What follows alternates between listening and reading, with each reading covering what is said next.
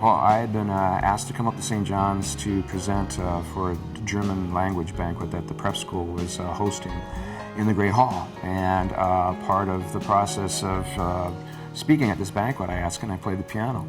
And they said, oh yeah, we would love you to. So I came up early to check out the piano in the Great Hall, opened the lid up, played maybe about 10 seconds of one of my songs, one of my compositions, and within a minute, Jack came down the hallway out of the admissions office, which is where he was working on a Saturday morning, and walked directly up to me and said, were you a counselor at Badger Boys State in Wisconsin 3 summers ago teaching environmental ecology? And I'm like, yes.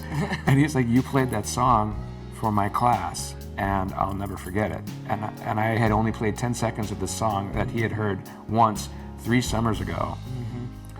And the top of my head blew off, and he said, I'll even do one more, that I also became an environmental ecology major because of that class you taught.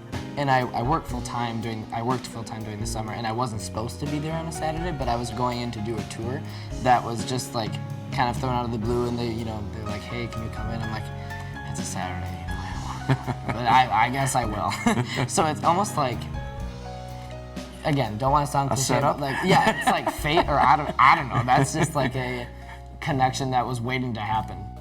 That's what we call a sense of place at St. John's. Everybody who comes here finds their own connection with this place. It's the woodlands, it's the lake, it's the people, it's the monastery, it's liberal arts studies, and all of those mixed together in this place allowed that voice of mine to open up into my music, which has just continued to grow as I've gone through the world with that same set of values and understanding.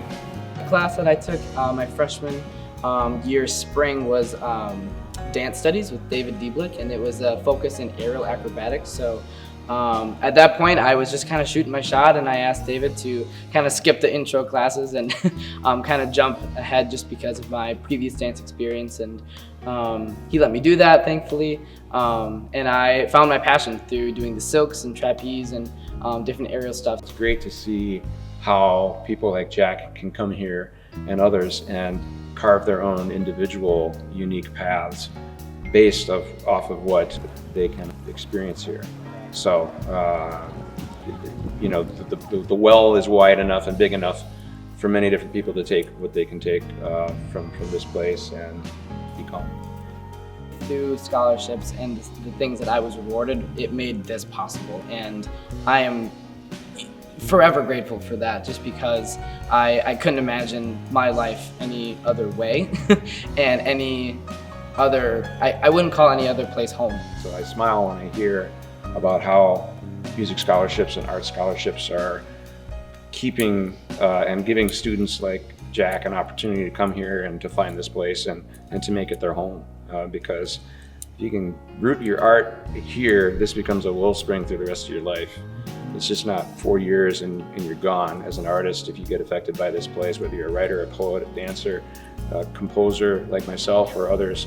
You'll keep returning to the source of the well to be inspired. And so I know a lot of Johnnies come back here for that reason too.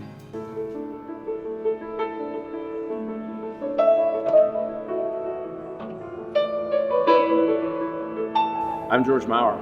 I'm Jack Pieper. And we are Johnnies.